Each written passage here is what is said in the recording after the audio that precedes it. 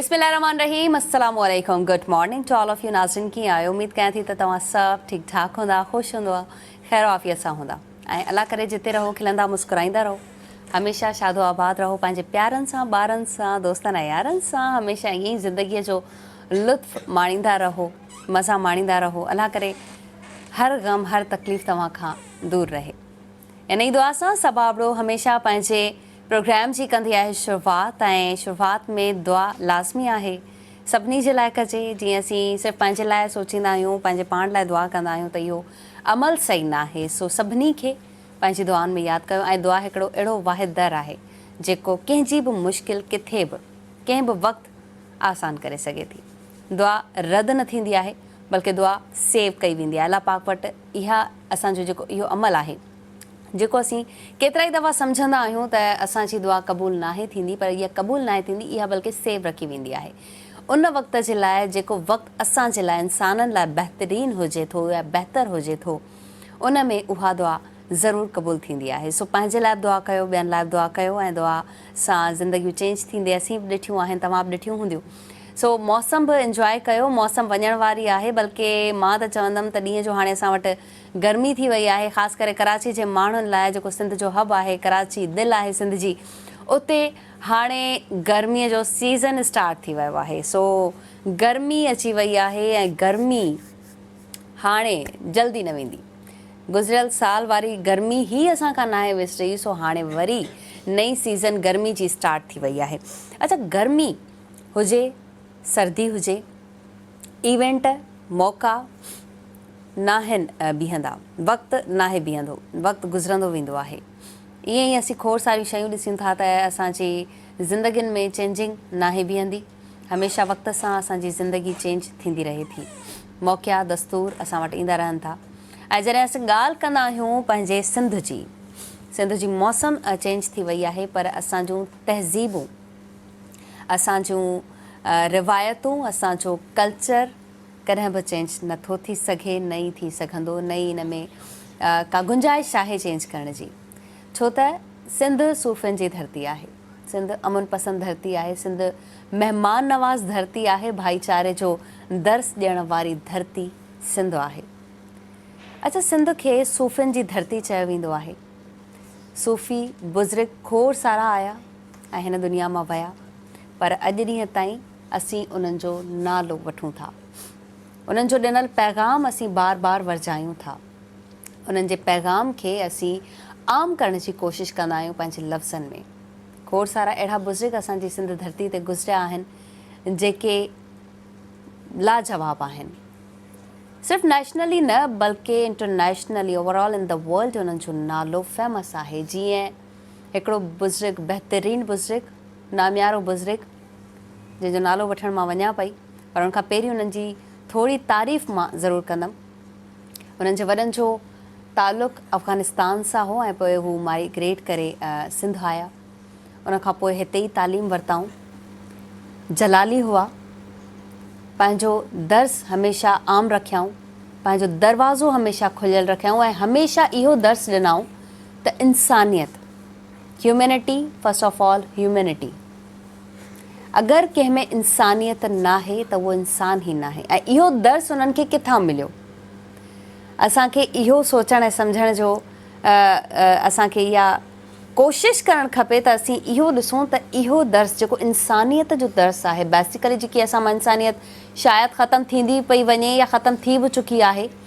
इहो दर्स उन्हनि खे किथां मिलियो इहो दर्स उन्हनि खे उन दर तां मिलियो जंहिं दर तां हज़रत जिब्राईल अलैहिस्सलाम खे पर मिलिया इहो दर्स उन्हनि खे उन दर तां मिलियो जंहिंजा सभु असीं सवाली आहियूं इहो दर्स उन्हनि खे उन दर तां मिलियो जेको बख़्शींदड़ दर आहे यानी कि पंजतन जो दर बिल्कुलु नाज़रीन उन्हनि जी पीढ़ी मां आहिनि उन्हनि सां तालुक़ु रखनि था उन्हनि सां वास्तो रखनि था इंसानियत जो दर्स ॾियनि था हमेशह ऐं उन्हनि जो पैगाम फ़िक्र फ़लसफ़ो अॼु ॾींहं ताईं दुनिया में मशहूरु आहे केतिरा ई पांधीअड़ा किथां खां कही अचनि था उन्हनि जी मज़ार ते हाज़िरी भरनि था ऐं हीअ जेके ॾींहं आहिनि यानी कि अॼोको ॾींहुं उन्हनि जी पहिरीं धमाल जो ॾींहुं आहे असीं ॻाल्हि करे रहिया आहियूं अॼु हज़रत उस्मान मरवंदी हज़रत लाल शहबाज़ कलंदर रहमतुल्लाह अलैहि साहब जन जी।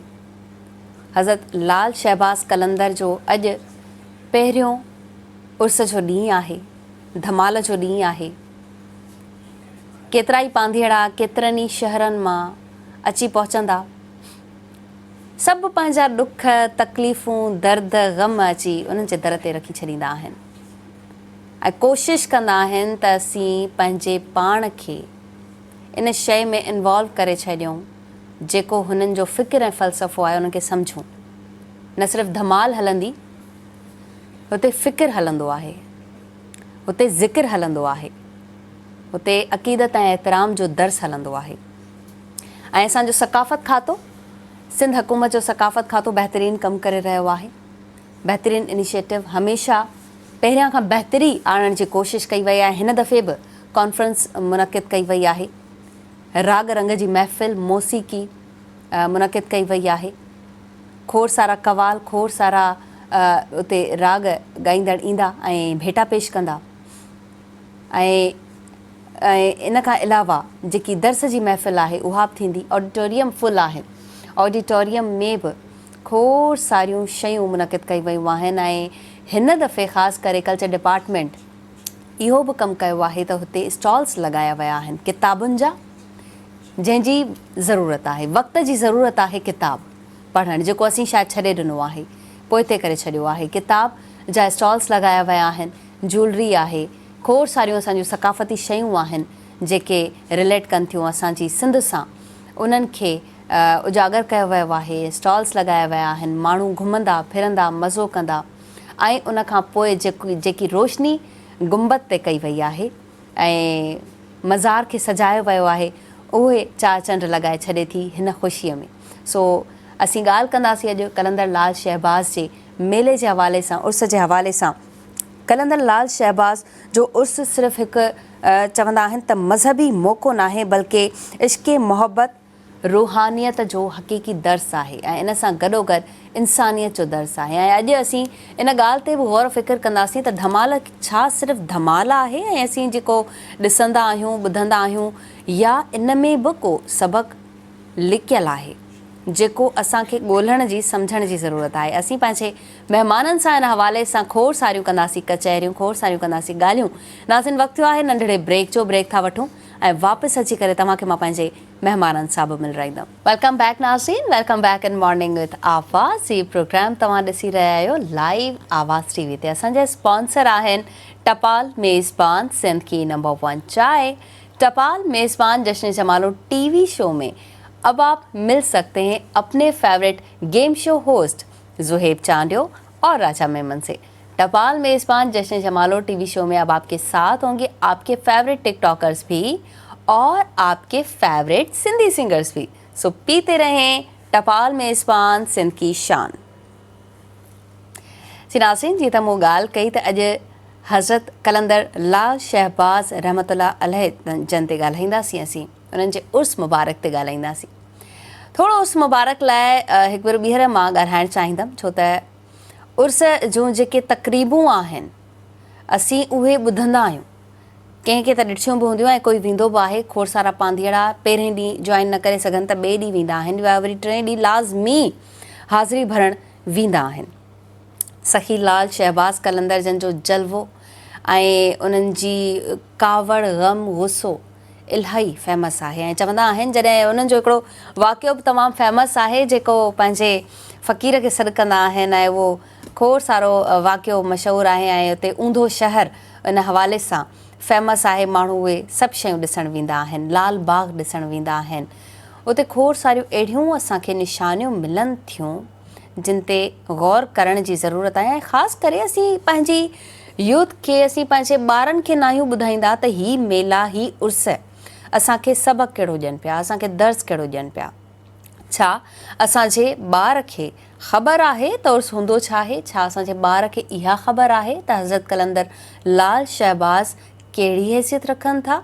छो त कलंदर लाल शहबाज़ जो जॾहिं बि नालो ईंदो आहे, ही सिर्फ़ु पाकिस्तान जा बुज़ुर्ग शाइर सूफ़ी बुज़ुर्ग न आहिनि रहिया।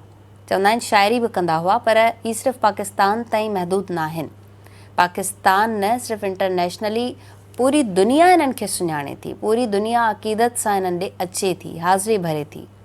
अच्छा, हिते रंग, नस्ल, ज़बान, मज़हब जो कोई बि हिते का बि हेज़िटेशन न आहे त केरु अचे केरु न अचे, कोई घबराए थो कोई नथो घबराए, कंहिंजे लाइ बि हिन दर ते मना न आहे।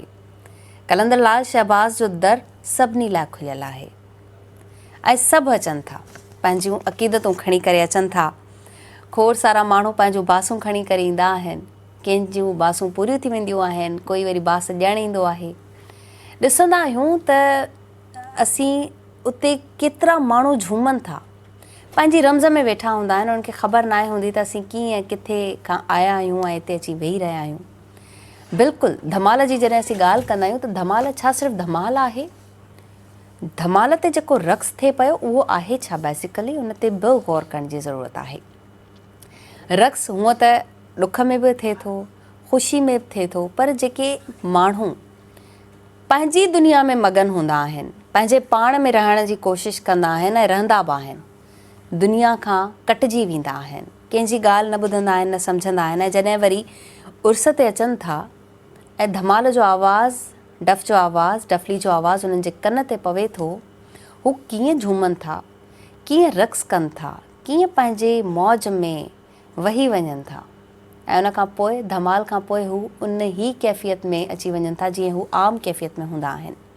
इन खे छा चइजे? इन झूमण खे छा चइजे? इन रंग खे छा चइजे? कहिड़ो नालो ॾिजे? अॼु ताईं असांखे ख़बर नाहे त असीं इन खे छा चऊं। कलंदर लाल शहबाज़ जो उर्स सिर्फ़ु हिकु मज़हबी न बल्कि इश्क, मोहब्बत ऐं रूहानियत जो अज़ीम दर्स आहे। कलंदर लाल शहबाज़ जन इहो दर्स आम कयो। दुनिया जे माण्हुनि खे, जेतिरनि माण्हुनि खे हू दर्स ॾेई सघिया, नफ़रत, कूड़, बुग़्ज़ ऐं ड्रिॼ खां, ख़ौफ़ खां कढी करे हक़ीक़े इलाहीअ जी मोहब्बत में वठी आया। ख़ुदा सां मोहब्बत कयो, उन जे दर्स खे आम कयो, उन जे बंदनि सां प्यारु कयो, इंसानियत सां प्यारु कयो। इहो इंसानियत जो दर्स असांखे हमेशह खां मिलंदो आयो आहे ऐं असीं चवंदा आहियूं त हिन में त इंसानियत ई न आहे। कॾहिं बि कंहिंजो इंसिडेंट ॾिसूं था ऐं असीं उन जो अहसासु न कंदा आहियूं या कंहिंखे न करणु ॾिसंदा आहियूं त उन्हनि जे लाइ चवंदा आहियूं यार हिन में का इंसानियत ई न आहे, या कोई असां सां बुरो करे छॾींदो आहे उन लाइ बि चवंदा आहियूं इंसानियत जो लफ़्ज़ किथां हले पियो। आहे ई इंसानियत ते दुनिया ॿधल ऐं इंसानियत असांखे उन दर तां मिले थी जंहिं दर जा सभु सवाली आहिनि, यानी कि पंचतन जो दर। इंसानियत जो दर्स मौला हुसैन अलैहिस्सलाम जन ॾिनो, इंसानियत जो दर्स मौला अली अलैहिस्सलाम जन ॾिनो ऐं इहो 12 इमामनि ताईं हले पियो ऐं उन्हनि जी पीढ़ी मां, आल औलाद मां आहिनि हज़रत कलंदर लाल शहबाज़ जिन इहो दर्स अञा वधीक आम कयो। मौला अली जो नालो, उन्हनि जो दर्स, उन्हनि जो गौर फ़िक्र आम कयो, जेको अॼु ताईं असीं ॿुधूं था। कंहिं बि इलाइक़े में वञो त उते असांखे निशानी का ज़रूरु नज़र ईंदी आहे त इंसानियत, हा असांखे पोइ ख़बर पवंदी आहे त न हिते इंसानियत मौजूदु आहे। इंसानियत रंग, फ़िक्र, मज़हब, ज़बान, क़द, बुत कुझु बि न ॾिसंदी आहे। इंसान में इंसानियत हुजे त उहो मुकमल इंसानु हूंदो आहे। अच्छा, उर्स जे मौक़े ते दरगाह खे ख़ूब सजायो वेंदो आहे। हिन वक़्तु रोशनियूं हूंदियूं, हिन वक़्तु दरगाह ते खोड़ सारियूं जेके ॿियूं ज़ियारतूं आहिनि उहे बि खोलियूं वेंदियूं आहिनि ऐं नज़रो न्याज़ ख़ासि करे हलंदो आहे। कोई बि हितां ख़ाली हथ न ई वेंदो। हर कंहिंजी अक़ीदत आहे, हर कंहिंजो भरोसो आहे त असांखे इहो दर, उन दर जे सदके असीं घुरंदा आहियूं। इन दर, इन्हनि औलियाउनि खे चवंदा आहियूं छो त ही बुज़ुर्ग अलाह जा प्यारा आहिनि। अलाह हिननि जो सवालु कॾहिं बि मोटाए नथो सघे।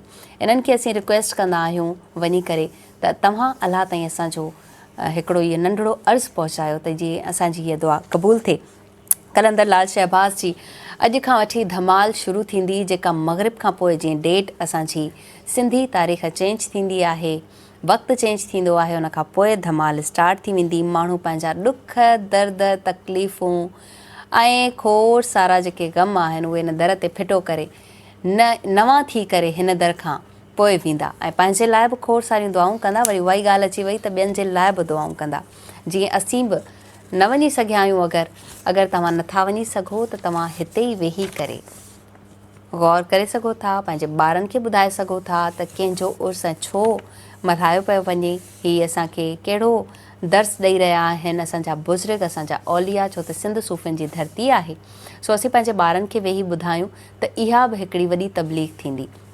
सो नाज़रीन, ॻाल्हियुनि जो सिलसिलो बि शुरू करण वारा ई आहियूं असीं पंहिंजे महिमाननि सां। हुन खां पहिरीं जॾहिं कलंदर लाल शहबाज़ जन जो ज़िक्र अचे थो त असीं भिटाई सरकार जो बि ज़िक्र कंदासीं, छो त भिटाई सरकार बि पंहिंजो मट पाण आहिनि ऐं इंटरनेशनली लेवल ते असांजा सूफ़ी शाइर आहिनि ऐं चयो वेंदो आहे त हुननि जो दर्स बि हिन वक़्त ताईं आम आहे, पर उन्हनि जे बि फ़िक्र खे कोई सम्झी न सघियो आहे। त कलंदर त वरी अञा वॾी शइ आहे, उन्हनि जे फ़िक्र खे केरु सम्झी सघियो आहे? कोई बि न।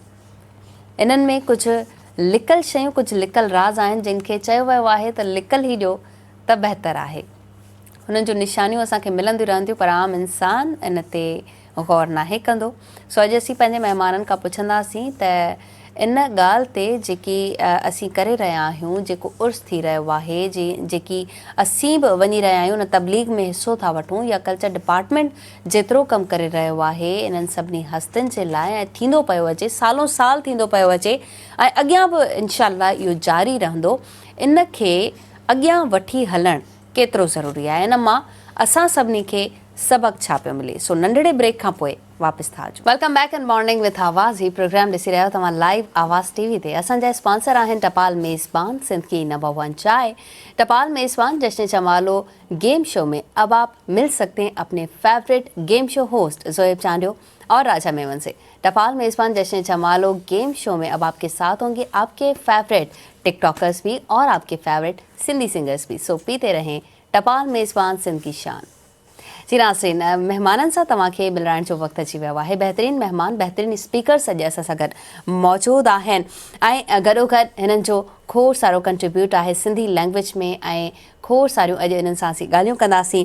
सो असां वटि मौजूदु आहिनि चेयरमैन सिंधी लैंग्वेज अथॉरिटी जा डॉक्टर प्रोफेसर शेर मेहराणी साहब, जंहिंजो खोड़ सारो कमु तव्हांखे नज़र ईंदो हूंदो ऐं तव्हांखे केतिरनि ई स्टेजिस ते बि नज़र ईंदा हूंदा हमेशह। अस्सलाम वालेकुम। वालेकुम सलाम। कीअं आहियो? तबियत सही आहे डॉक्टर शेर साहब? तव्हां ख़ुशि आहियो? अल्हम्दुलिल्लाह अल्हम्दुलिल्लाह। असां सां वटि ॿिया बहितरीन महिमान जेके लॉयर बि आहिनि, मुआशरे जा अहम पिलर आहिनि।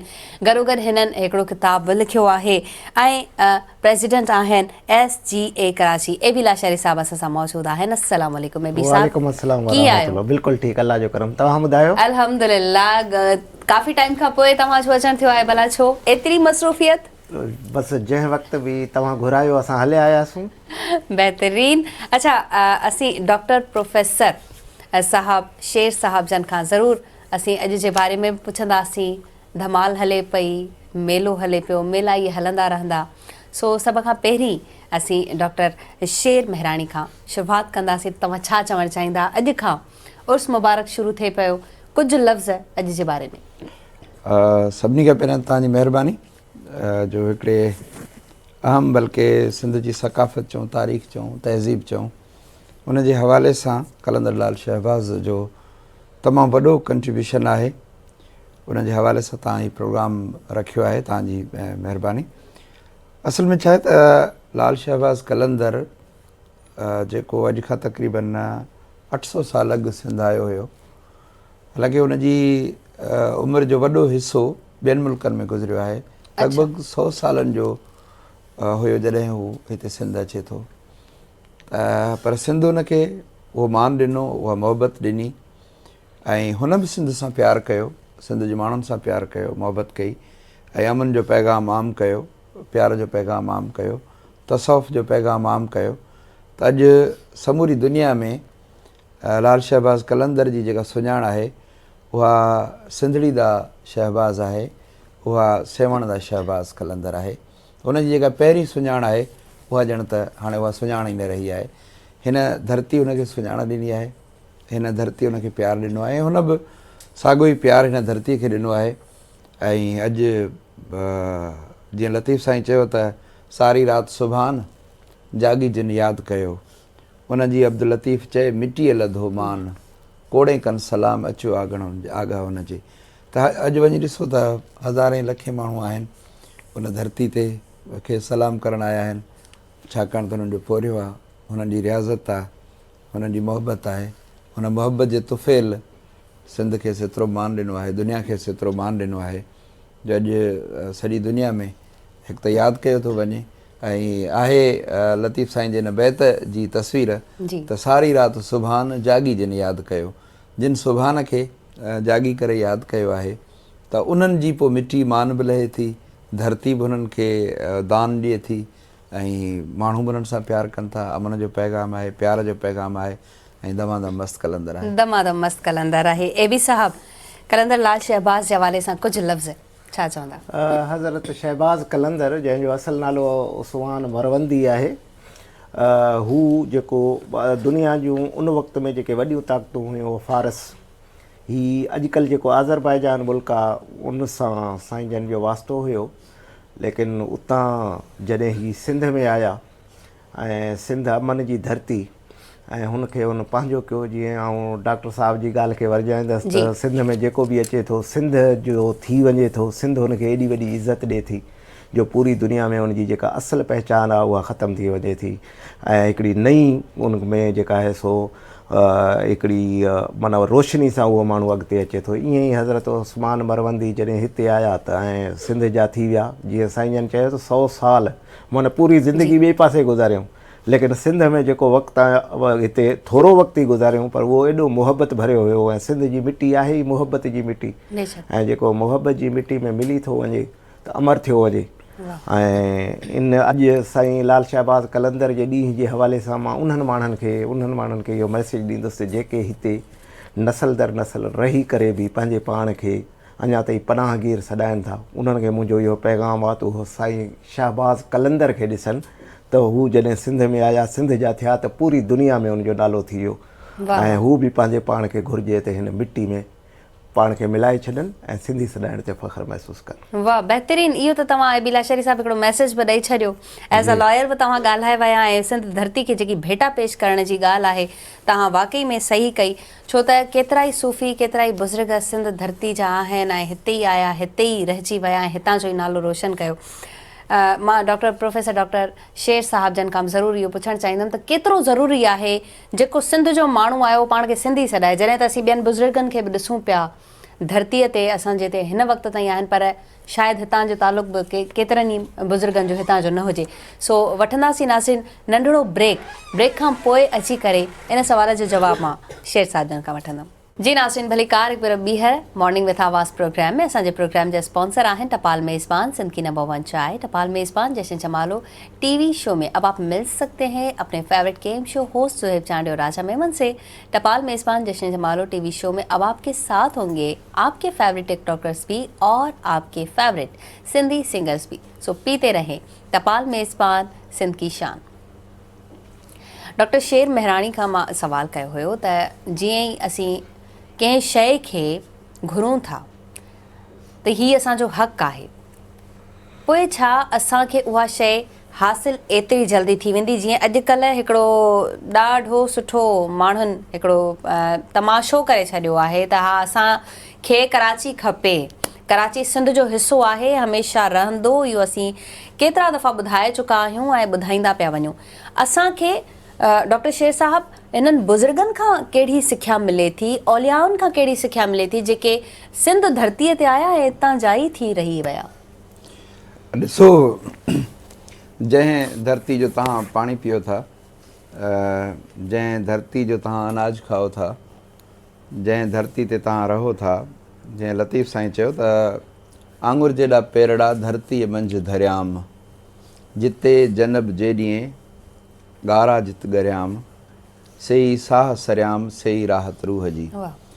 त माण्हू जा पेर अञा आंगुर जेतिरा आहिनि, हू पहिरीं विख हिन धरतीअ ते रखे थो त उहो धरती जो जेको मिज़ाज आहे हुनजे ख़मीर में तहलील थी वञे थो ऐं उन धरती जो जॾहिं माण्हू खाए थो, उन धरती जो जॾहिं पीए थो, उन धरतीअ जो जॾहिं पहिरे थो त धरतीअ जो मथसि कर्ज़ु आहे। जेके बि वॾा माण्हू हिते आया आहिनि, जीअं उर्दू जो हिकिड़ो शेर आहे त हो के वो रह गया आपके शहर का जिसने रखा कदम आपके शहर में।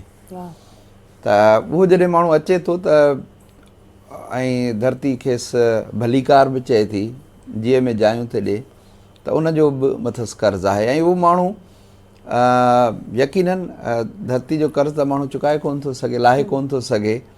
त इहो ई आहे त धरती सां प्यारु करे, इहो ई कर्ज़ में जेकॾहिं माण्हू ॾेई सघे थो एतिरो ई, धरती असांखां ॿियो घुरे बि छा थी। जी त हुन सां प्यारु कयो, छाकाणि त हुन तव्हांखे जाइ ॾिनी आहे ऐं सुभाणे तव्हांखे मरण खां पोइ तव्हांखे पंहिंजे सीने में जाइ ॾींदी।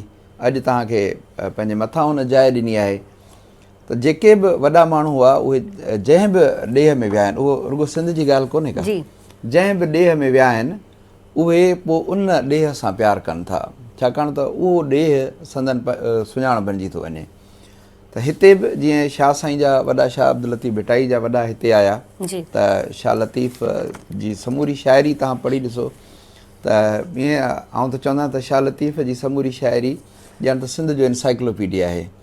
त हर शइ सिंध जी उन जी शाइरी में समाई पई आहे। हितां जा माण्हू, माण्हुनि जो मिज़ाज, उथणु वेहणु, वण टिण, मौसमूं पोखूं, दोस्तियूं दुश्मनियूं, झेड़ा प्यार मोहबत अमुन, जेको कुझु असांजो आहे असांजे समाज जो आहे उहो असांखे शाह साईं जी शाइरी में मिले थो पियो। बिल्कुलु यानी हुन धरती सां बेपनाह प्यारु कयो ऐं जेका दुआ बि घुरियईं त साईं सदाईं करी मथे सिंध सुकार, दोस्त मिठा दिलदार आलम सभु आबाद करी। ऐं मुंहिंजा आला साईं सिंध खे सुखियो रखिजांइ ऐं सिंध जे मुहाबे सॼी दुनिया खे सुखियो रखिजांइ। पर पहिरियां उहो सिंध जी ॻाल्हि थो करे। ईअं ई लाल शहबाज़ कलंदर बि आयो त हुनखे हिन धरती पंहिंजी जाइ ॾिनी। सचल सरमस्त बि असुल त फारूकी आहे, असुल त हुनजा जेका सो वॾा हुनजा बि ॿाहिरां आया जी ऐं ॿिया बि जेके आहिनि बुज़ुर्ग उहे बि ॿाहिरां आया आहिनि कई। पर जॾहिं हिन मिटी ते आया आहिनि त हितां जा थी विया आहिनि ऐं उन्हनि खे पोइ धरती प्यारु ॾिनो आहे, सुञाण ॾिनी आहे ऐं हू दुनिया में जाता सुञाता वञनि। अॼु जेकॾहिं कोई माण्हू 70 साल या 75 साल अॻु हिते आयो ऐं अॼु बि पंहिंजे पाण खे चए थो त आउं हिन धरती ते धारियो आहियां, मुहाजिर माना धारियो, सिधी ॻाल्हि आहे, पनाहगीर। त उहो जेकॾहिं पंहिंजे पाण खे पनाहगीर थो सम्झे त इहा अकुल जी ॻाल्हि त कान्हे का। उहो को बि अकुल वारो ज़ीशोर माण्हू जेको आहे जीअं दोस्त चवनि बि था त होॾां चओ था त हीउ शहरु असांजो आहे, होॾां चओ था असां मुहाजिर आहियूं। पंहिंजे शहर में पंहिंजे पाण खे मुहाजिर पंहिंजे पाण खे पाण था करियो।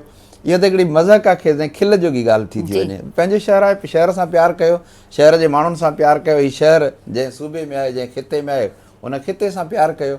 शहर को चकी त कान्हे वण जी जो हितां पटे वञी हुते रखिबो। शहर जूं पहाड़ूं हिन धरती जे पाताल में आहिनि ऐं हीउ सदियुनि जी तारीख़ रखंदड़ शहरु आहे। हीउ को कल्हो को ॾींहुं त कोन्हे जो ठहियो हुजे शहर, ऐं शहर को ॾींहंनि में थोरी ठहंदा आहिनि। हिन जे पोयां त सदियुनि जी तारीख़ आहे।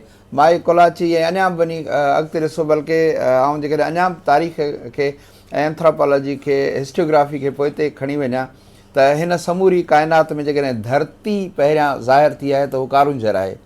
कारुंझर हिन काइनात में सभिनी खां पहिरियां ज़ाहिर थींदड़ धरती आहे ऐं इंसानु जेको पेर रखियो आहे पहिरियों जेको पैदा थियो आहे उहो बि हिन धरती ते पैदा थियो आहे। त उहो उन शइ खे सम्झण जे बजाए जे असां वरी पंहिंजे पाण खे नंढनि नंढनि पैकेट में विराईंदासीं त विराइजी वेंदासीं। बदी में ताक़त आहे, इतिहाद में ताक़त आहे। ॿोली सां कंहिंजी का बि दुश्मनी कोन्हे हूंदी। अली बाबा चवंदो त ॿोलियूं ख़ुदा जो रूह आहिनि।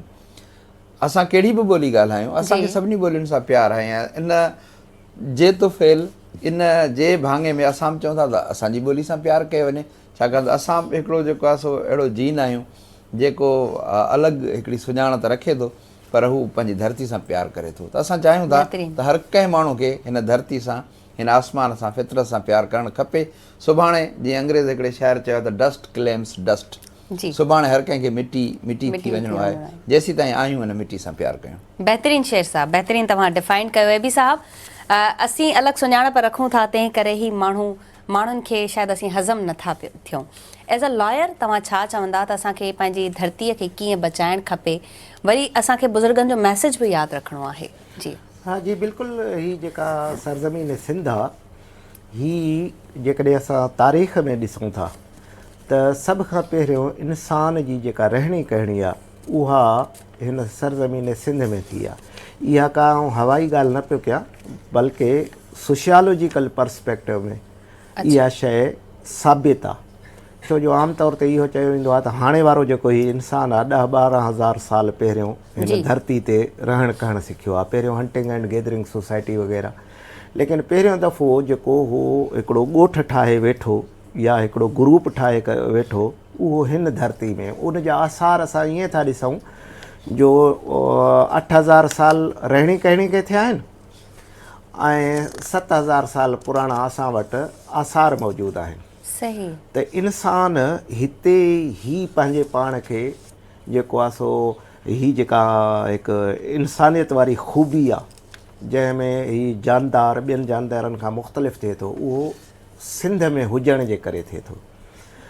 थियण त ईअं घुरिजे त उहे माण्हू जेके सिंध में अची करे सिंध जा थी विया ऐं उन्हनि खे एॾो वॾो मान मिलियो। ॾिसो आम तौर ते जेकॾहिं रिलीजियस पर्सपेक्टिव में इहो ई चवंदा हूंदा हुआ सैयदज़ादा वॾी ॻाल्हि आहे, लेकिन उहे सैयदज़ादा बि अची पंहिंजी सिंध खे पंहिंजे पाण खे सिंधी करे छॾियो।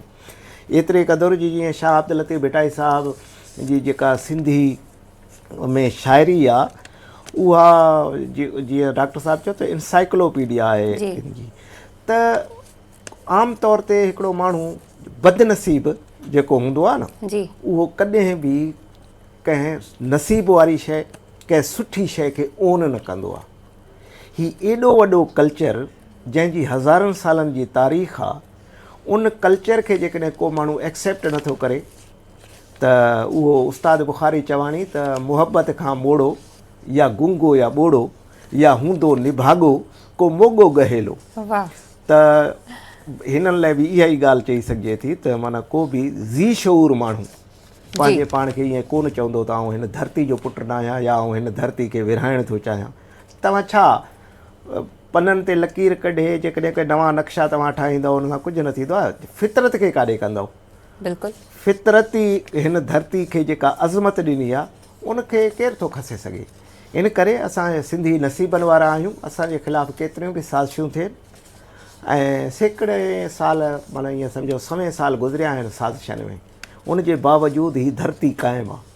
हिन जो उहिञाण पूरी दुनिया में आहे। हिन जी अज़मत में इज़ाफ़ो थींदो रहंदो। असां इन बारे में हिकु यकीन रखूं था। बहरहाल जेको माण्हू हिन जे ख़िलाफ़ु हूंदो उहो पंहिंजो पाण। हिन में आउं हिकिड़ी ॻाल्हि एड करणु चाहींदुसि त सियासी हिरफ़तबाज़ी हलंदी आहे सॼी दुनिया में, सियासत हलंदी आहे। सियासत करणु बि खपे, ठीकु आहे, सुठी ॻाल्हि आहे।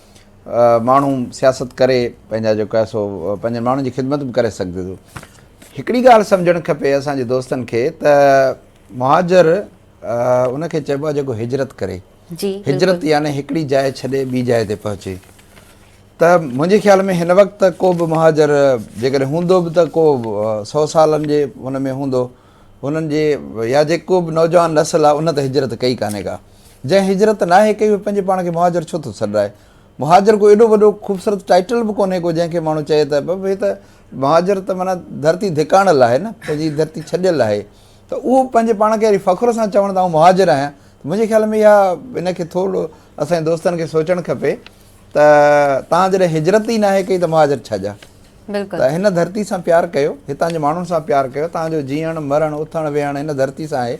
पंहिंजाइप जो प्यार जो पैगाम जेको कलंदर लाल शहबाज़ ॾिनो आहे, जेको लतीफ़ साईं ॾिनो आहे, हलो हलो कोरिए नाज़ुक जिन जो नींहुं ॻंढियुनि सारो ॾींहुं छिनणु मूर न सिखिया। त उन्हनि जे पैगाम खे पंहिंजो करे ऐं धरती सां प्यारु करे। ऐं बाक़ी इख़्तिलाफ़ राय ज़रूरी आहे, हुजणु खपे। ऐं उहो हुस्न आहे कंहिं बि फ़िक्र जो, कंहिं बि फ़लसफ़े जो। इख़्तिलाफ़ राय ईंदो त वरी का नई ॻाल्हि ईंदी, नई ॻाल्हि ईंदी त वरी को पॉज़िटिव को हाकारी को नज़रियो साम्हूं ईंदो, अचणु खपे। बाक़ी मुहाजिर सॾाइणु आउं सम्झां थो हिन दौर में सुठो कोन थो लॻे। बल्कि सियासी हवाले सां बि इहो सही कोन्हे। छो नस्ली बुनियादनि ते कहिड़ी सियासत थींदी आहे? तव्हां हिकिड़ी ख़ासि गिरोह ठाहे करे इहा सियासत माना हिकु शहर आहे, उन में मुख़्तलिफ़ क़िस्मनि जा माण्हू रहनि था, क़ौमूं रहनि थियूं या कुझु बि आहिनि। जेकॾहिं उहो उन गुलदस्ते में तव्हां पंहिंजे पाण खे फिट नथा कयो ऐं लिसानी बुनियाद ते, उहा सियासत पूरी दुनिया में नाकाम आहे। हीउ जेको नारो हणनि पिया इहो पूरी दुनिया में नाकाम आहे, लेकिन बसि उहो सम्झनि नथा ऐं अकुल ते पर्दा पइजी विया आहिनि। ऐं हूअं बि सिंध खे हमेशह तकलीफ़ूं मिलंदियूं रहियूं आहिनि ऐं अञा ताईं तकलीफ़ मिले पई।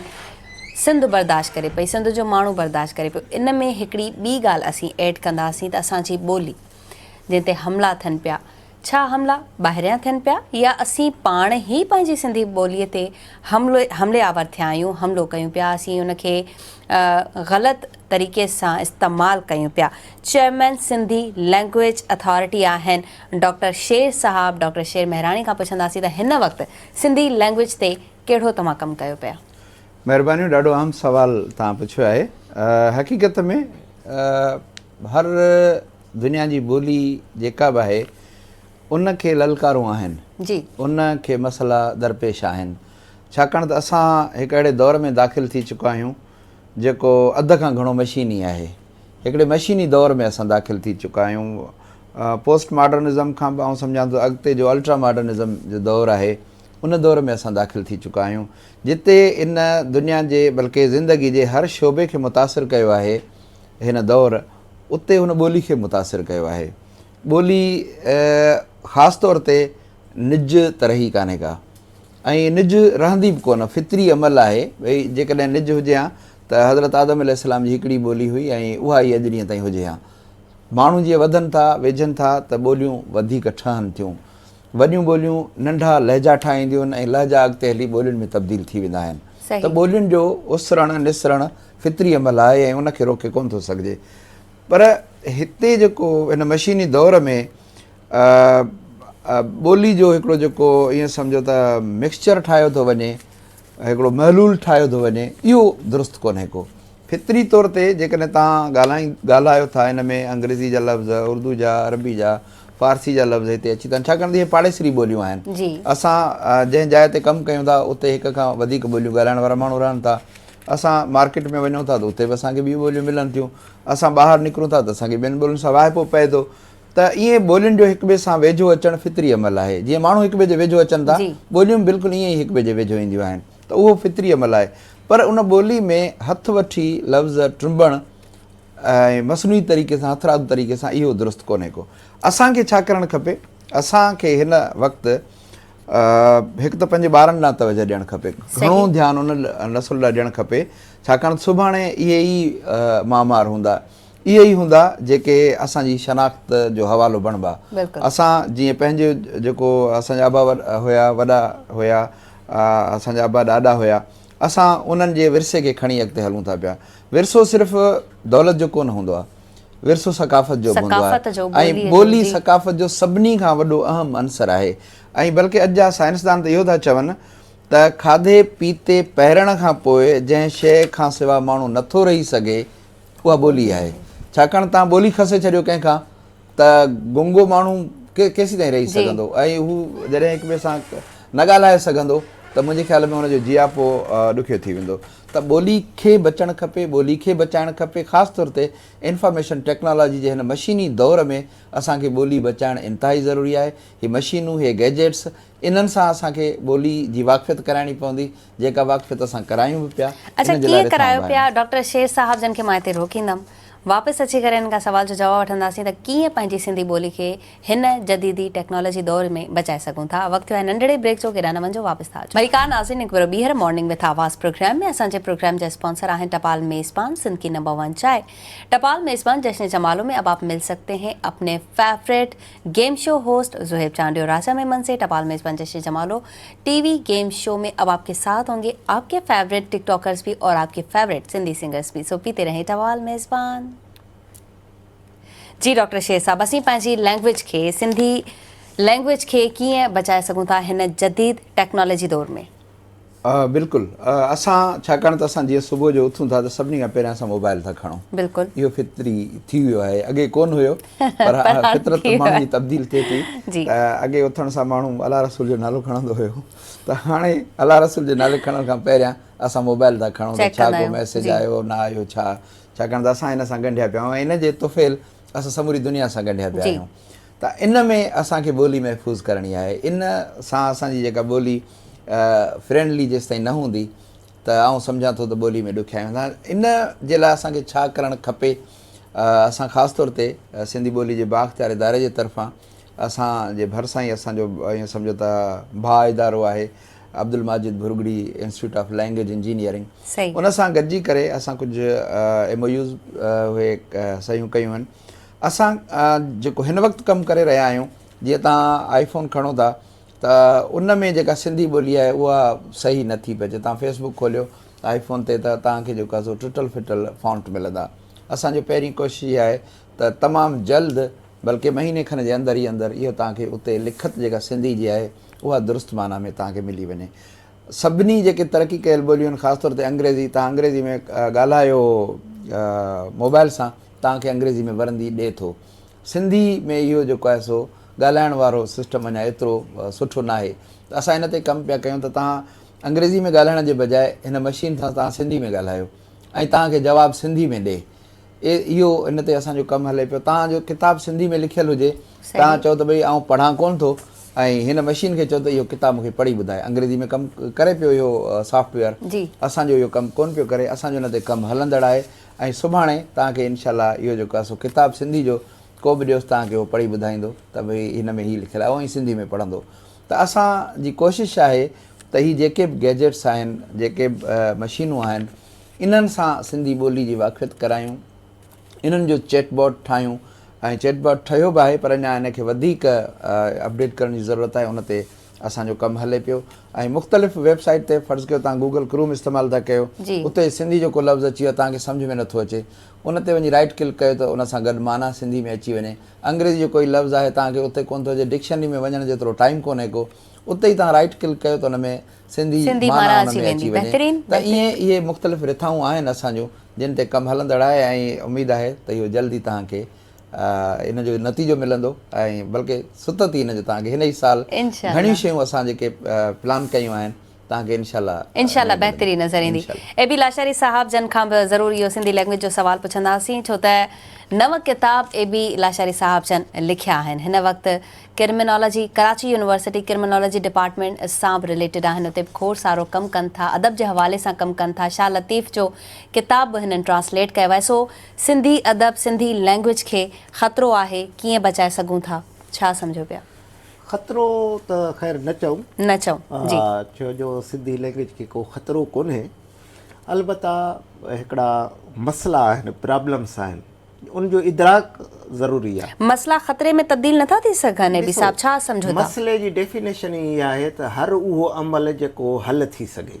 Problem means solution.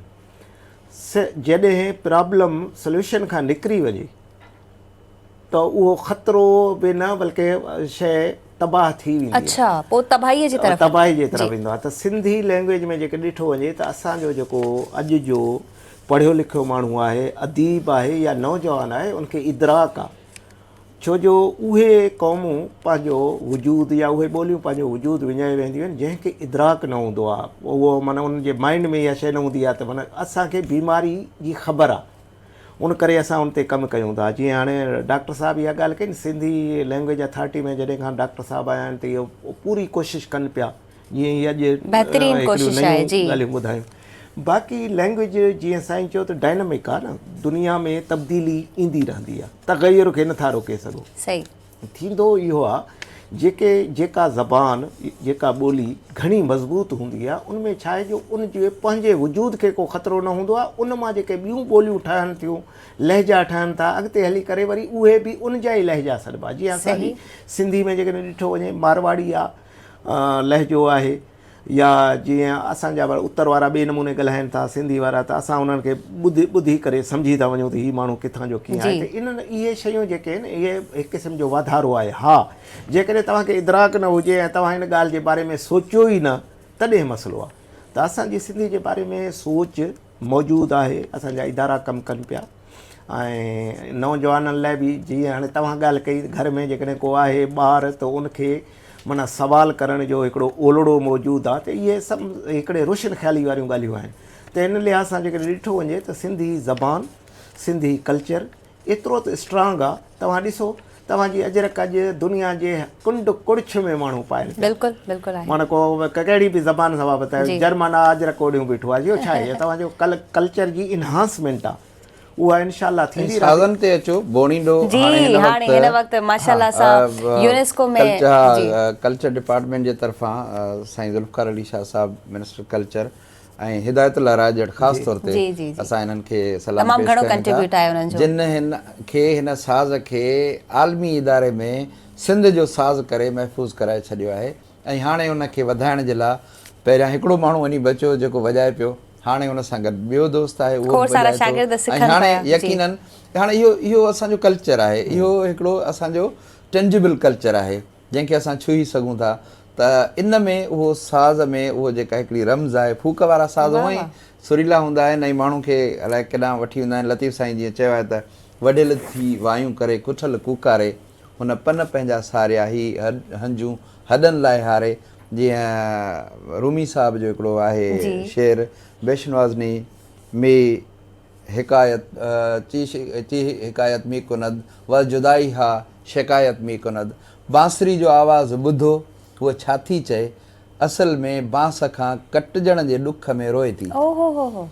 त हाणे इहो जेको वढियल थी वायूं करे, त इहो जेको दर्द सोज़ गुदाज़ माण्हू खे ॿिए पासे वठी थो वञे, हिकिड़ी काइनात ॿी में वठी थो वञे। त इहो ईअं ई बिल्कुलु इहो साह जो जेको आहे अंदर जो जेको दर्दु आहे उहो फूक जी सूरत में उन में दाख़िल थिए थो ऐं उन मां पोइ हिकिड़ो रिकत आमेज़ ऐं हिकिड़ो गमज़दा आवाज़ निकिरे थो ऐं माण्हू खे कंहिं ॿिए दुनिया में वठी थो वञे। वाह शेर साहब, वाह छा तव्हां डिफाइन कयो आहे। अच्छा हिते हिकिड़ी जेकी ॿी तव्हां ॻाल्हि कई न त ॿी रम्ज़ में इंसानु हलियो थो वञे।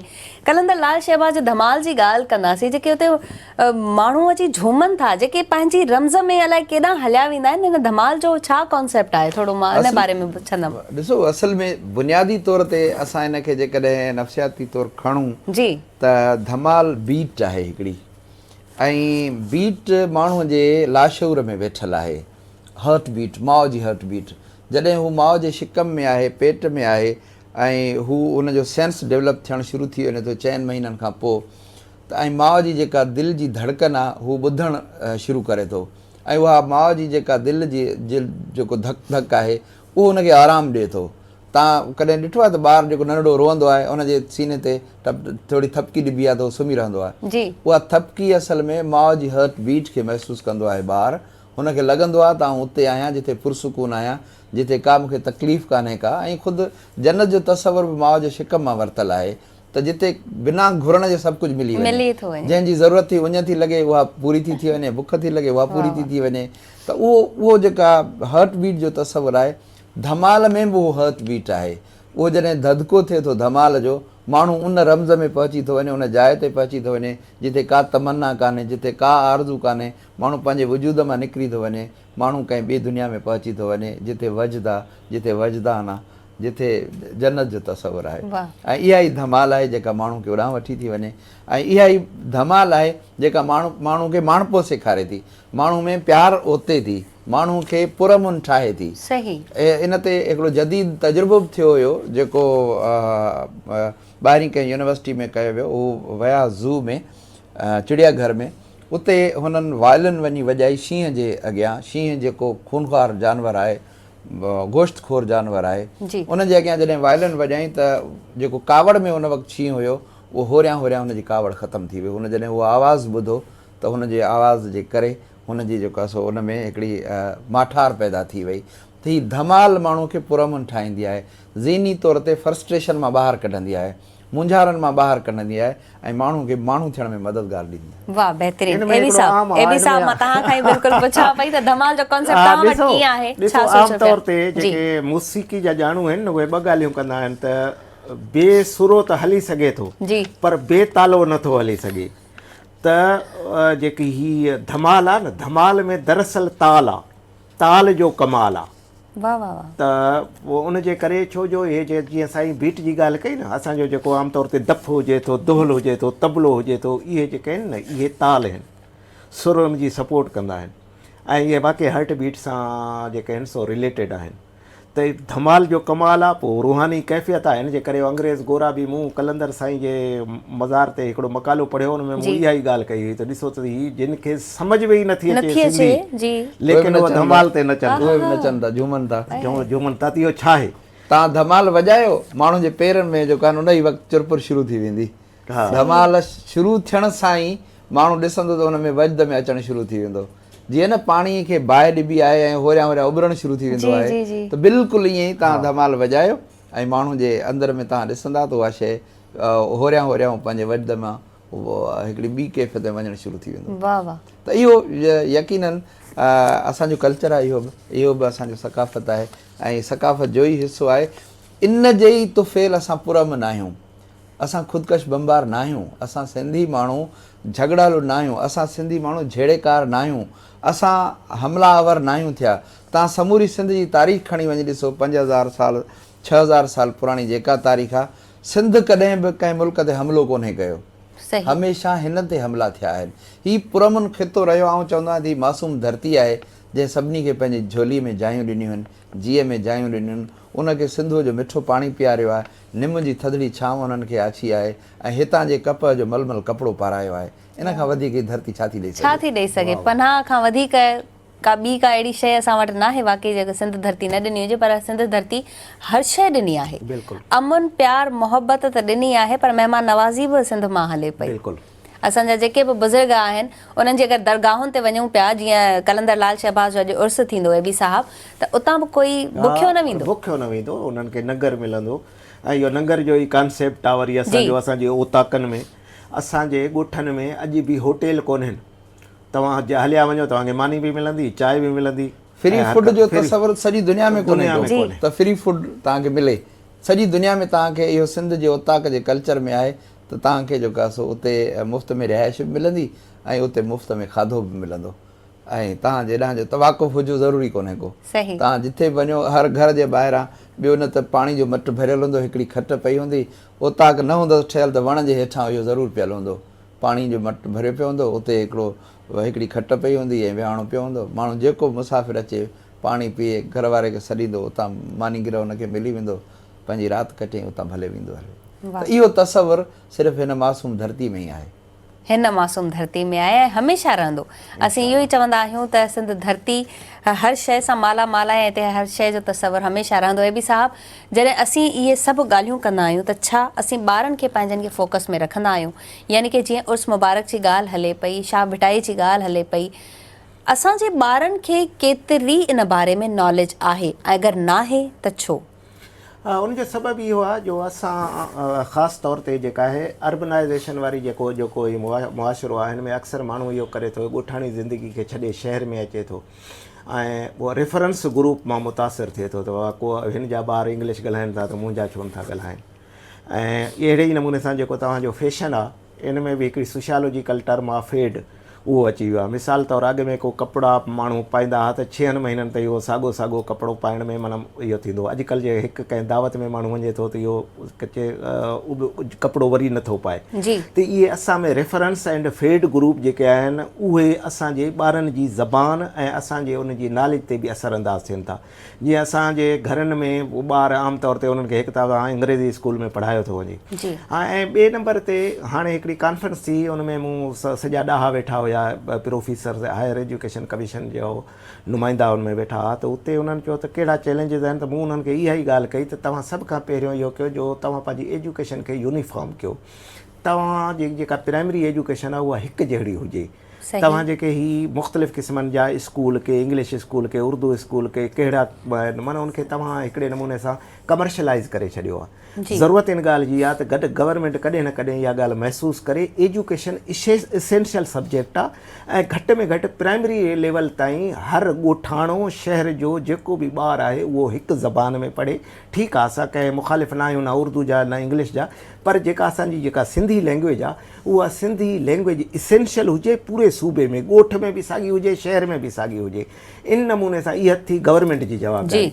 ऐं आम तौर ते माण्हुनि जी जवाबदारी इहा आहे त अलाह तबारक ताला तव्हांखे जेॾो बि नवाज़ियो आहे ऐं तव्हां चओ था त मां पंहिंजे ॿार खे कंहिं वॾे स्कूल में पढ़ायां, तव्हांखे घुरिजे इहो तव्हां पंहिंजे ॻोठ जे स्कूल में पंहिंजो ई सरमायो उते लॻाए करे उनजी इनहांसमेंट लाइ कमु कयो, उन ते चेक बैलेंस कयो, उते उस्तादनि खे पढ़ण ते मजबूर कयो ऐं पंहिंजे घर में जेका ठेठि पंहिंजी लैंग्वेज आहे उहा इस्तेमालु करण जी कोशिशि कयो। पहिरीं त ॻाल्हि हले पई घर खां ई, त घर में असीं केतिरो पिया ॻाल्हायूं। तव्हां खां एबी साहब, तव्हां खां इन सवाल जो जवाबु वठंदासीं, वठूं था नाज़रीन नंढड़ो ब्रेक, वापसि अची करे ॿिन्ही महिमाननि खां ॿारनि जा सवाल कंदासीं। जी नाज़रीन, नंढड़ी साही खां पोइ असीं तव्हांजे साम्हूं हाज़िर थिया आहियूं पिरो ॿीहर ऐं असांजे प्रोग्राम जा स्पॉन्सर आहिनि टपाल मेज़बान।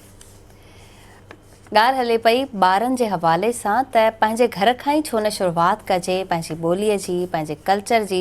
असीं पंहिंजे ॿारनि खे कीअं तरबियत ॾेई सघूं था एबी साहब? अच्छा, सिंधी माण्हू तमामु घणो सुलझणो आहे जी। आम तौर ते असांजे जेका ॻोठनि में जेको बि ॿार पले वॾो थिए थो उहो बैक वक़्तु 2-3 ज़बानूं ॻाल्हाए थो जी, ऐं हिकिड़ी पंहिंजी मदर टंग ॻाल्हाए थो, ॿियो वरी इलाइक़े में ज़बान जेका आहे असांजी तमामु घणी, जीअं असां पाण ॻोठाणा आहियूं, ॻोठ मां पढ़ी करे इहे सभु ज़बानूं ॻाल्हायूं पिया, त थियणु इहो घुरिजे त घर में जेके असांजा पंहिंजा जेके अक़दार आहिनि, वैल्यूज़ आहिनि, उन वैल्यूज़ जेके असांजा आहिनि उहे सॼा ॿारनि खे बाक़ाइदा आखाणियुनि जी सूरत में ॿुधायो वञे। अॻु में ईअं थींदो हुयो जो असां वञी करे नाना वटि वेंदा हुआसीं, ॾाॾा वटि वेंदा हुआसीं, उहे असांखे का न का कहाणी ॿुधाईंदा हुया, उन कहाणी जे ज़रिए असांखे पंहिंजे कल्चर जे बारे में ख़बर पवंदी। त अॼुकल्ह जेके वालदेन आहिनि उहे ॿारनि खां बिल्कुलु कटियल आहिनि।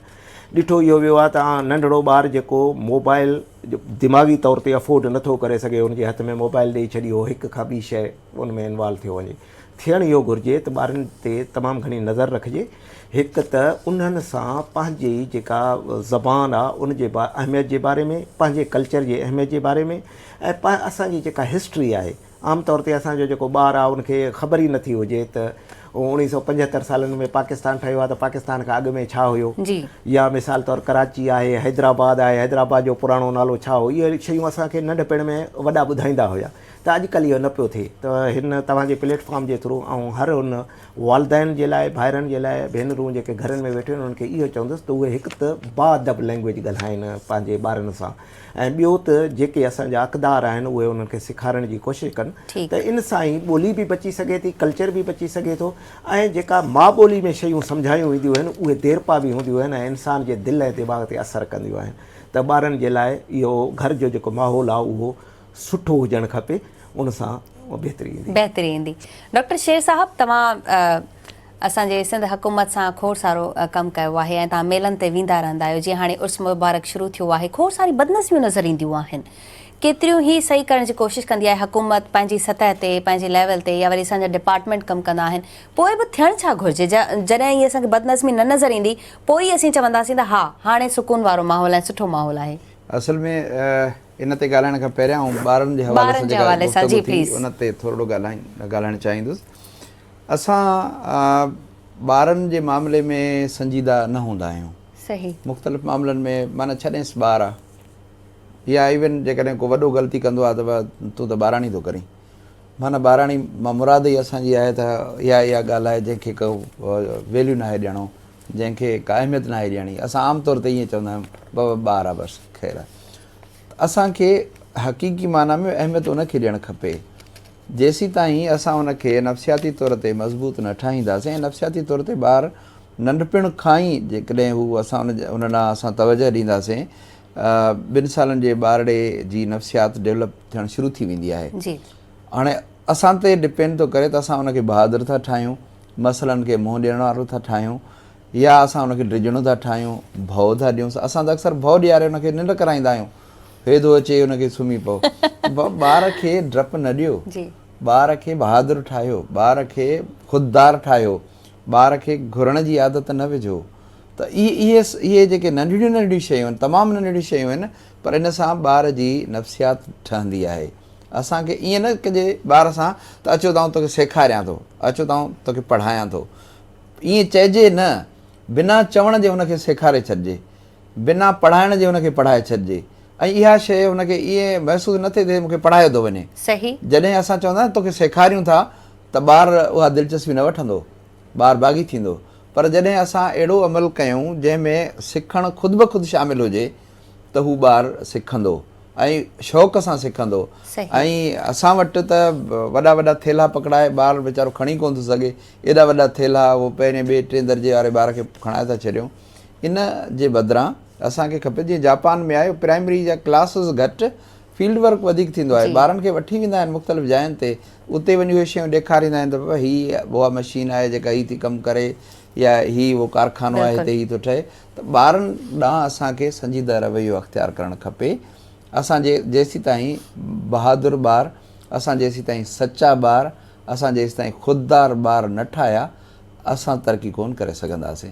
असांजी तरक़ी इन में लिकल आहे त असां ॿारनि खे ख़ुददार ठाहियूं, ॿारनि खे बहादुर ठाहियूं, ॿारनि खे सभई समाजी हाकारी क़दुरु नाकारी बि हूंदा आहिनि, पर असां हाकारी क़दुरु उनखे सेखारियूं, मसइलनि खे मुंहुं ॾियणु सेखारियूं। जॾहिं को मसइलो अचे त उन में हू कीअं मुंहुं ॾिए, ईअं चुप थी परेशान थी न वेहे, माना जिथे नाकाम थिए त उन मां कामयाबी जो रस्तो कीअं निकिरंदो। जीअं लतीफ़ साईं चयो न त अञा तूं अवाट वाटां पासे वेसरी, सही थी सुवाट त मंझां दिलि दग लही। हाणे इहो ई ॿारु आहे जेको वॾो थो थिए, असां ॿार ॾांहुं तवजह ॾिनी कान का। हाणे उहो ॿारु हितां हुतां धिका धूणा खाई करे उहो वॾो थी वियो आहे, हाणे उहो अहिड़े मेले में पहुचे थो हाणे उहो मेले में बदनज़मी न कंदो त ॿियो छा कंदो। हू उनखे लॻे थो त आउं घर में क़ैद आहियां, हिते आज़ादु आहियां। हू पंहिंजी आज़ादी इंजॉय करणु चाहींदो आहे ऐं पंहिंजे हिसाब सां उन्हनि शयुनि खे डील कंदो आहे। असां ॿार खे नंढे लाइक़ूं ई आज़ादी ॾियूं, उन ते उहे बंदिशूं न मढ़ियूं त हू ॿाहिरि जॾहिं क्राउड में ईंदो त का बि बदनज़मी कोन कंदो। असां जेकॾहिं चाहियूं था त इहा बदनज़मी न हुजे, असांजा मेला मल्हाला कचहरियूं इहे नज़्म ज़ब्त में हुजनि, सुठे नमूने सां हुजनि, जिथे औरतूं बि अची सघनि, जिथे ॿारड़ा बि अची सघनि, जिथे वॾा नंढा पका पीरसन सभु हुजनि, क्राउड गॾु हुजे, त आउं सम्झां थो त असांखे ॿार ॾांहुं तवजह ॾियणी पवंदी। छोकिरो हुजे या छोकिरी, बिना कंहिं फ़र्क़ जे असांखे उन्हनि खे अहमियत ॾियणी पवंदी, उन्हनि खे उहा परवरिश ॾियणी पवंदी जेका असां चाहियूं था। असां चाहियूं त असांजो जेको असांजी नियाणी जेकॾहिं बाज़ार में महफ़ूज़ हुजे, मेले में महफ़ूज़ हुजे, त पहिरियां पंहिंजे पुट खे उहा जेका तरबियत ॾियूं त उहो पंहिंजी भेण जी इज़त करे। उहो जॾहिं पंहिंजी भेण जी इज़त कंदो त ॿाहिरि निकिरंदो त ॿी छोकिरी जी बि इज़त कंदो। जेकॾहिं असां पंहिंजे पुट खे नंढे लाइक़ू ई सर्कश ठाहियो, नंढे लाइक़ू ई दड़का दमा ॾिना। हिकिड़ो मशहूरु वाक़ियो आहे हिकिड़े धाड़ेल जो, उनखे मौत जी सज़ा मिली, फांसी जी सज़ा ॾिनी, त हुनखे आख़िरी ख़्वाहिश पुछी वई त हुन चयो आख़िरी ख़्वाहिश आहे ऐं पंहिंजी माउ सां मिलणु चाहींदुसि।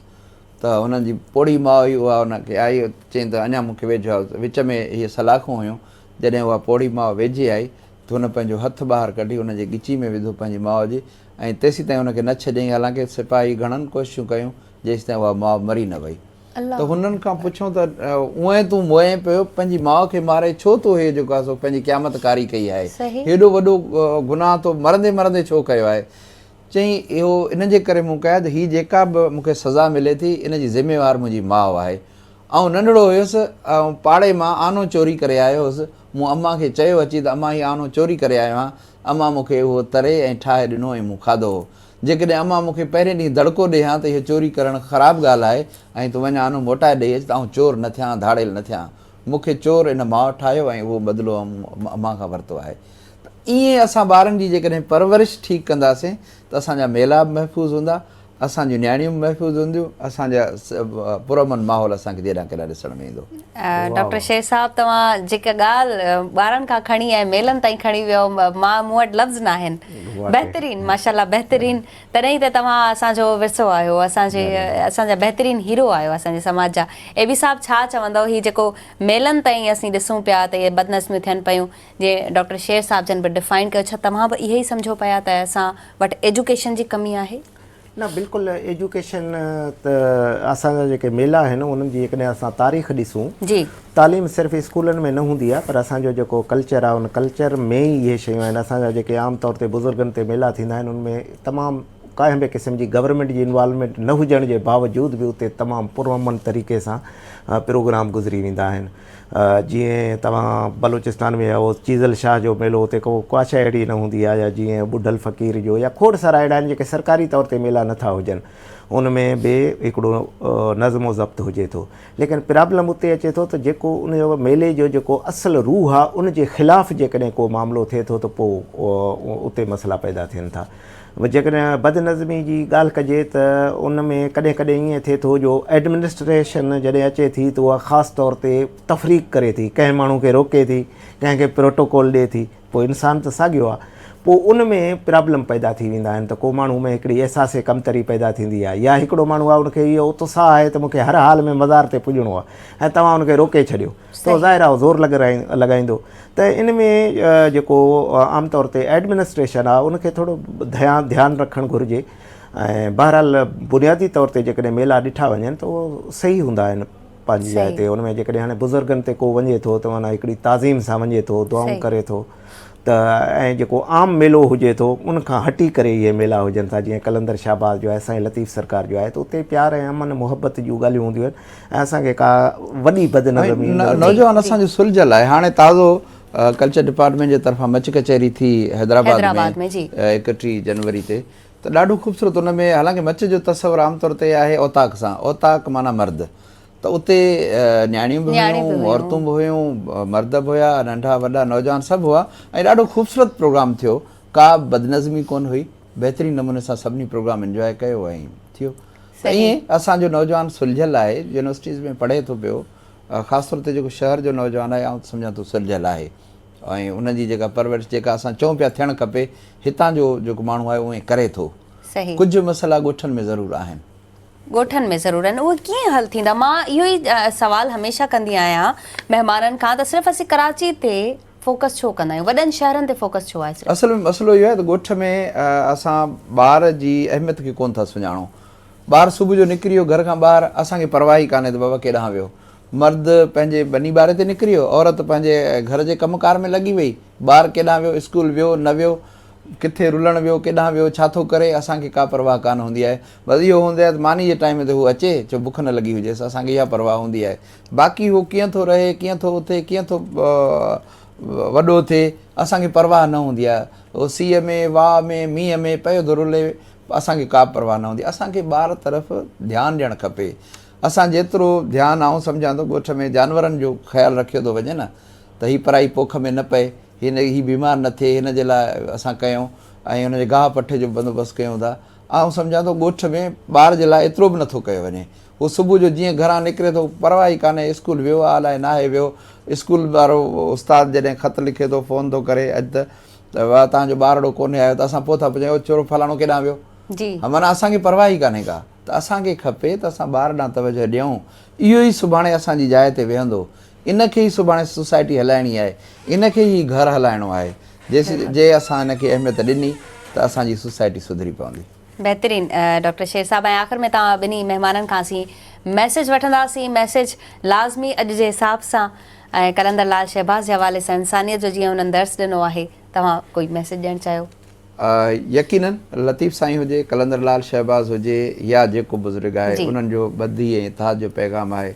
लतीफ़ साईं जो बैत आउं अक्सर पढ़ंदो आहियां त छिॼम कतारां साथ चढ़ंदो लकीअं, मछण पई पुआं वॻ वाट न लहीं, पंहिंजनि जे वेझो हुजो, पंहिंजनि खां परे न वञो, प्यार कयो, मुहबत कयो, अमन खे पखेड़ियो।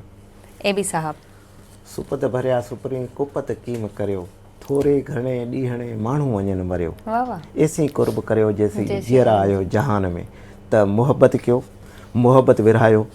ऐं हिकु दफ़ो ॿीहर आउं इहा ॻाल्हि चवंदुसि, जेको तालीम आहे उनखे सरकार ऐं ॻोठ जेके असांजा माण्हू आहिनि उन्हनि मासे सॼनि खे इहो पैगाम आहे त हिन तालीम खे हिकु जहिड़ो कयो, हिकिड़ो निसाब राइज कयो। एबी लाशारी साहब, तव्हांजी महिरबानी, तव्हां प्रोग्राम में आया, पंहिंजो क़ीमती वक़्तु कढी। डॉक्टर प्रोफेसर शेर मेहरानी साहब, तव्हांजी बि महिरबानी, तव्हां पंहिंजो क़ीमती वक़्तु कढी असांजे आवाज़ टीवी जे प्रोग्राम में आया। उमेद कयां थी नाज़रीन जेको प्रोग्राम तव्हांखे बि पसंदि आयो हूंदो। ज़िंदगी रही त ॿीहर मिलंदासीं आवाज़ टीवी जे प्लेटफॉर्म ते। तेसिताईं ॾींदा सबा अबड़ो खे इजाज़त, पंहिंजो रखंदा खोड़ सारो ख़्यालु। अल्लाह हाफ़िज़।